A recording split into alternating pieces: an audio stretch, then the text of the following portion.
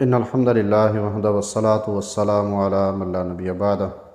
سورۃ الانعام آیت نمبر 68۔ اعوذ باللہ السمیع العلیم من الشیطان الرجیم۔ وَإِذَا اور جب رأیتا آپ دیکھیں الذین ان لوگوں کو جو یخوضون بحث کرتے ہیں فی آیاتنا ہماری آیات میں، فأعرض عنہم تو آپ ان سے کنارہ کریں، حتیٰ یہاں تک کہ یخوضو وہ مشغول ہو جائیں فی حدیث غیرہ اس کے علاوہ کسی اور بات میں۔ وَإِمَّا يُنْسِيَنَّكَ الشَّيْطَانُ اور کبھی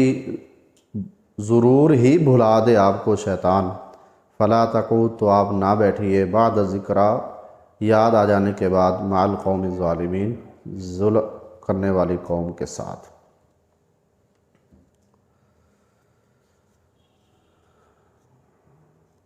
پچھلی آیات میں اللہ تبارک و تعالی نے یہ بات فرمائی ہے کہ اے نبی صلی اللہ علیہ وسلم آپ کی قوم نے ہی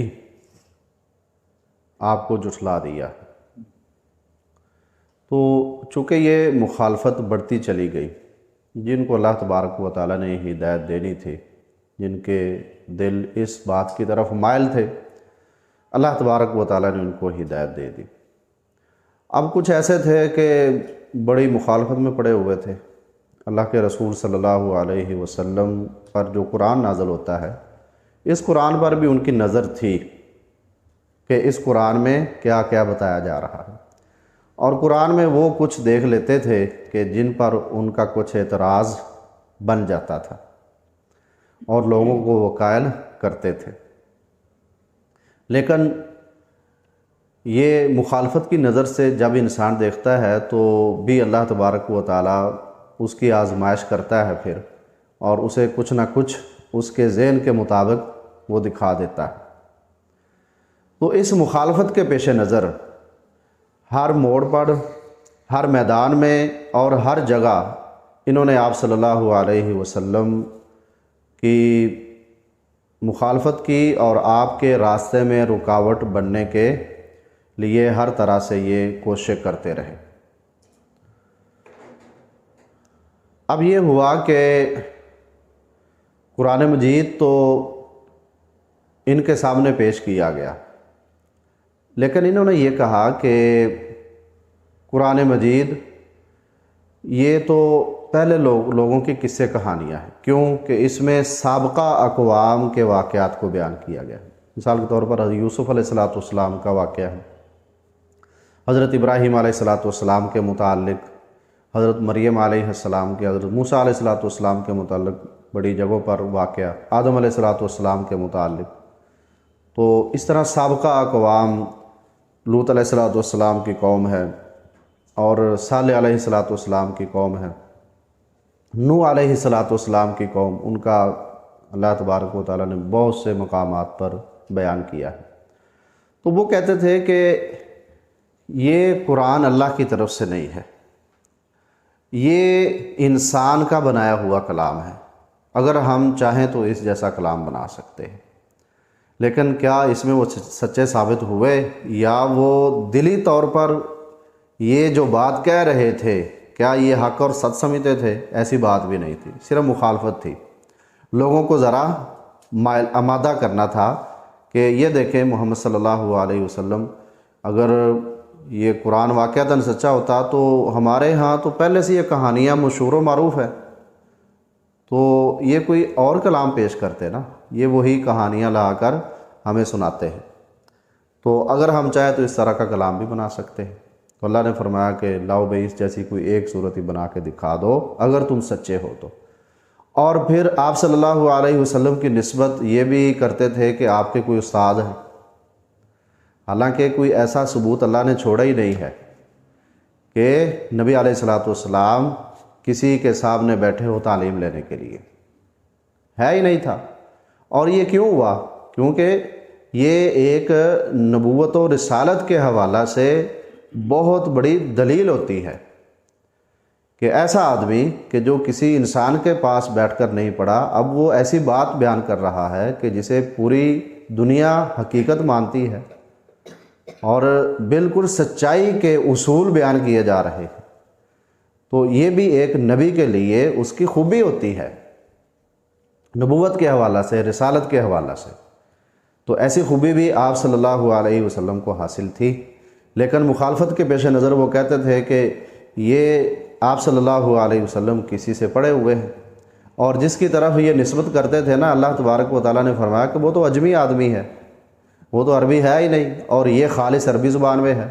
تو یہ کیسے ہو سکتا ہے کہ جو کسی زبان سے ہی واقف نہ ہو تو ایک انسان اس کے پاس جائے، اس کی زبان ہی وہ نہیں ہے، اور اس سے وہ زبان سیکھ لے، اور پھر ایسی زبان کہ جس کا تم بھی مقابلہ نہیں کر سکتے، تو اپنی زبان پر تو تم خود فخر کرتے ہو، اور اشعار کے میدان میں تم اپنے آپ کو منوا چکے ہو، بڑی شاعری کرتے ہو، فصحا، بلاغا، ادبا تمہارے اندر مشہور و معروف ہے۔ تو انہوں نے بھی اس قرآن پہ نظر ڈالی تو وہ بھی کہنے لگے کہ یہ کسی انسان کا کلام نہیں ہے، اور پھر کہتے تھے کہ یہ قرآن اگر اللہ کی طرف سے ہوتا تو اس میں مکھی اور مچھر اس کا ذکر نہ ہوتا، تو یہ انتہائی چھوٹی سی مخلوق ہے، انتہائی حقیر سی مخلوق ہے۔ تو اللہ تبارک و تعالیٰ تو بڑی عظمت والا ہے، بڑی شان و رفعت اور بلندی والا ہے، تو کیا اللہ تبارک و تعالیٰ کو یہ چیز زیب دیتی ہے کہ وہ مکھی کا نام لے، مچھر کا نام لے؟ لہذا یہ قرآن اللہ کی طرف سے نہیں ہے۔ اس طرح کی باتیں وہ بیان کرتے تھے۔ اور اسی طرح اللہ تبارک و تعالیٰ نے جہنم میں ایک درخت کا ذکر کیا ہے، ان شجرۃ الزقوم طعام الاثیم، یہ گناہ گاروں کا کھانا ہے، جہنم میں ہے۔ اب اس پر بھی اعتراض شروع ہو گیا کہ جہاں آگ جل رہی ہے ہر وقت، تو وہاں درخت کے متعلق بتایا جا رہا ہے کہ وہاں درخت بھی ہوگا، تو یہ بات لے کر کھڑے ہو گئے، لو جی یہ کیسے ہو سکتا ہے؟ چونکہ مخالفت کی نظر سے دیکھ رہے تھے نا، تو کوئی نہ کوئی ایسی بات لے کر کھڑے ہو جاتے اور بازاروں میں لوگوں کے پیچھے جاتے کہ دیکھو نبی علیہ الصلوۃ والسلام محمد صلی اللہ علیہ وسلم یہ بات کہہ رہے ہیں کہ یہ بھلا ہو سکتی ہے۔ اب دیکھو جب اللہ کے رسول صلی اللہ علیہ وسلم کو معراج ہوا تو فرمایا کہ سبحان الذی اسریٰ بعبدہ لیلا من المسجد الحرام الی المسجد الاقصی الذی بارکنا حولہ لنریہ من آیاتنا انہ هو السمیع البصیر، کہ اللہ تبارک و تعالیٰ پاک ہے ہر عیب سے، ہر کمزوری اور نقص سے، کہ اس نے اپنے بندے کو راتوں رات اور راتوں رات کے کچھ حصے میں سیر کروائی مسجد حرام سے مسجد اقصیٰ تک،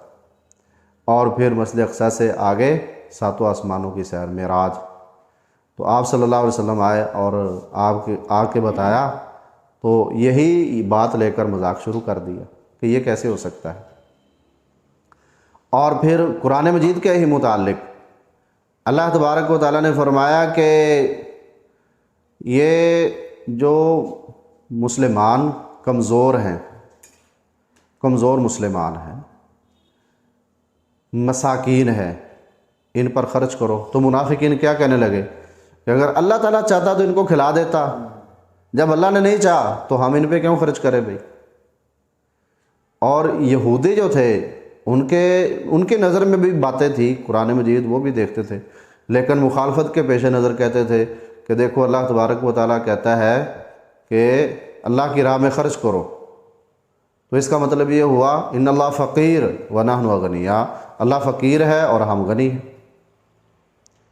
تو یہ باتیں صحابہ سے کر دیتے تھے، اس طرح کے اعتراضات صحابہ کرام رضوان اللہ تعالی عنہم اجمعین، اور بسا اوقات نبی علیہ الصلوۃ والسلام کہیں جا رہے ہیں تو ان کو بھی یہ باتیں سنا دیتے تھے۔ اور اسی طرح پھر ایک مکہ میں نضر بن حارث تھا، تو اس کا کام یہ تھا کہ جہاں اللہ کے رسول صلی اللہ علیہ وسلم جاتے، لوگوں کو دعوت دیتے، تو اس نے کوئی گانے بجانے والی عورتیں وہ لی ہوئی تھی، کوئی آلات لیے ہوئے تھے موسیقی کے، تو وہاں یہ اپنا کام شروع کر دیتا۔ اب کچھ لوگ جو ہے وہ جو اس ماحول کو چاہنے والے تھے وہ اس کے پاس جمع ہو جاتے، اور پھر پوچھتا بتاؤ بھائی میرا یہ انداز ٹھیک ہے کہ محمد صلی اللہ علیہ وسلم کا؟ تو وہاں بھی گانے بجانے کے ذریعہ سے، موسیقی کے ذریعہ سے قرآن سے پیچھے ہٹانے کا ایک حربہ استعمال کیا گیا کہ لوگوں کو قرآن سے دور کرنا ہے تو کیسے کرنا ہے، گانے پہ لگا دو، موسیقی پہ لگا دو۔ یہ ناچ گانا جو آج ہو رہا ہے، یہ لوگ ایسے ہی ہیں نا کہ قرآن کی طرف توجہ نہیں ہے، اسلام کی طرف توجہ نہیں ہے، اپنے آپ کو مسلمان بھی کہتے ہیں، لیکن شیطان نے ایسا ورگلایا ہوا ہے، ایسا سبز باغ دکھایا ہوا ہے کہ اس گناہ میں ہوتے ہوئے بھی اپنے آپ میں فخر محسوس کرتے ہیں۔ یہ شیطان نے ان کو اطمینان دلایا ہوا نا۔ اللہ تبارک و تعالیٰ تو کہتا ہے کہ یہ چیزیں شیطانی ہیں، ان سے بچو۔ تو اس طرح کا ماحول پیدا کر کے پھر یہ باتیں سنائی جاتی تھیں۔ تو اللہ تبارک و تعالیٰ نے آپ صلی اللہ علیہ وسلم سے فرمایا کہ اے نبی صلی اللہ علیہ وسلم، جب آپ اس طرح کا ماحول دیکھیں نا، فوراً اٹھ جائے۔ وَإِذَا رَأَيْتَ الَّذِينَ يَخُوضُونَ فِي آيَاتِنَا، ہماری آیات میں فضول بحث و تکرار کرنے شروع ہو جاتے، اس طرح کی باتیں شروع کرنے لگے، تو آپ پھر اس مجلس کا حصہ نہ بنیں۔ وہ آپ کو سنانے کے لیے جمع تو ہوتے ہیں، لیکن آپ وہاں سے اٹھ جائیں۔ ایسے لوگوں کی باتیں آپ نے سننی بھی نہیں ہیں، وہ ماحول ہی چھوڑ دے۔ کیا آپ صلی اللہ علیہ وسلم ان کی مجلس میں بیٹھتے تھے؟ نہیں، وہ تو پہلے سے اللہ تعالیٰ نے روکا ہوا تھا، لیکن وہ ماحول ایسا بنا دیتے تھے آپ کے ارد گرد۔ تو آپ صلی اللہ علیہ وسلم سے کہا جا رہا ہے کہ اے نبی صلی اللہ علیہ وسلم، اگر یہ ماحول آپ کے پاس بناتے ہیں نا، تو آپ وہاں بیٹھے نہ رہے، وہاں سے اٹھ جائے۔ ہاں، اگر یہ آتے ہیں اور بات کرتے ہیں اسلام لانے کی، کوئی اللہ تبارک و تعالیٰ کے متعلق، کوئی آپ پر ایمان لانے کی، تو آپ ان کو ٹائم دیں، وقت دیں، اچھی بات کرتے ہیں تو آپ ان کے ساتھ بیٹھیں اور ان کی بات میں اپنی بات شامل کریں، وگرنہ جہاں اللہ کے قوانین کی صریح طور پر مخالفت ہو رہی ہو، اللہ کے رسول صلی اللہ علیہ وسلم کے احکامات کو پامال کیا جا رہا ہو، وہاں انسان بیٹھے ہی نہ۔ اب جس فرقے کی گمراہی تو آپ پہ واضح ہے، لیکن آپ پھر بھی اس کو سنتے ہیں، تو آپ اس کے دام فریب میں آ سکتے ہیں۔ مثال کے طور پر قادیانی ہیں، مرزائی ہیں، ایک عام بندہ ان کے دلائل اگر سننا شروع کر دے تو ان کے جال میں پھنس جائے گا۔ اب ان کی گمراہی اس ہر ایک پر واضح ہے کہ یہ گمراہ شخص ہے، یہ مرتد ہو چکے ہیں، اسلام سے خارج ہے، اسلام کا نام لیتے ہیں نا، اللہ کے رسول صلی اللہ علیہ وسلم کا بھی نام لیتے ہیں، لیکن یہ مانتے ہیں مرزا غلام احمد قادیانی نبی ہے، اور نبوت کے کوئی بھی قسم اس کو دے دی جائے، بہرحال اسلام سے تو ایسا بندہ خارج ہو جاتا ہے۔ اب اگر انسان ان کے دلائل کو دیکھنا شروع کر دے، عام آدمی، ایک عام آدمی وہ سرچ میں لگا ہوا ہے، اس نے پہلے اپنے اسلام کا مطالعہ نہیں کیا، پہلے اس نے قرآن کی زبان کو نہیں سیکھا، اسلام کی زبان کو نہیں، جب اپنے دین کو نہیں سیکھا تو گمراہ فرقوں کے متعلق وہ سرچ کر کے محفوظ نہیں رہ سکتا۔ گمراہ فرقوں کے متعلق سرچ کر کے کہ میں ان کو جناب پڑھوں، دیکھوں، پہلے بھائی قرآن اور حدیث کے جو اصل الاصول، صحیح اصول ہیں، پہلے آپ کو ان سے واقف ہونا چاہیے۔ اگر آپ کو صحیح چیز کی پہچان حاصل ہے تب آپ غلط میں فرق کر سکیں گے، اور اگر آپ پڑھے ہی سب سے پہلے غلط بات میں تو پھر اس کا آپ شکار ہو جائیں گے۔ تو ایسے گمراہ فرقے اس طرح کچھ اور بھی ہیں،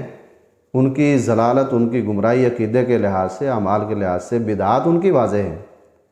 شرک ان کا واضح ہے۔ تو اگر آپ ان کے دلائل کوئی عام آدمی سننے بیٹھ جائے گا، لازماً لا محالہ ایسے لوگوں سے وہ متاثر ہوگا۔ تو ایسے لوگوں کی مجلس میں بیٹھنے سے اللہ تبارک و تعالیٰ خود منع کر رہے ہیں کہ آپ نے نہیں بیٹھنا۔ جو قرآن سے آپ کو دور لے جا رہا ہے، جو نبی علیہ الصلوۃ والسلام کے ایمان کے متعلق آپ کو شک میں ڈال رہا، وہ اسلام کا خیر خواہ تو نہیں ہو سکتا نا، اور اسلام کے اصول اصول کو بدلنے کی وہ کوشش کر رہا ہے۔ تو اس لیے فرمایا کہ وَإِمَّا يُنْسِيَنَّكَ الشَّيْطَانُ فَلَا تَقْعُدْ بَعْدَ الذِّكْرَىٰ مَعَ الْقَوْمِ الظَّالِمِينَ، اگر کہیں ایسا ہو بھی جائے کہ بات چل پڑی لیکن شیطان نے بھلا دیا، تو فوراً جب آپ کو احساس ہو جائے کہ یہ تو اللہ اور اس کے رسول کی مخالفت کی باتیں ہو رہی ہے اور واضح گمراہی اور ضلالت بیان کی جا رہی ہے، تو پھر آپ ادھر نہ بیٹھیں، جب آپ کو احساس ہو جائے، جب آپ کو معلوم ہو جائے تو اس کے بعد پھر فلا تقعد بعد الذکری مع القوم الظالمین، یہ ظالم لوگ ہیں، ان کی مجلس کو چھوڑ دو۔ تو اس آیت میں ایک بہت بڑا سبق سمجھایا جا رہا ہے کہ جو مخالفت میں اتنے بڑھ چکے ہیں کہ الٹا صحیح لوگوں کے ذہنوں کو بھی پھسلا رہے ہیں، ان کے جو صحیح عقائد ہیں ان کے پیچھے پڑ گئے ہیں، تو آپ ایسے لوگوں کی مجلس اختیار نہ کریں۔ اللہ تبارک و تعالی ہمیں ہدایت اور اس کے مطابق عمل کی توفیق عنایت فرمائے۔ وما علیہ الا البلاغ۔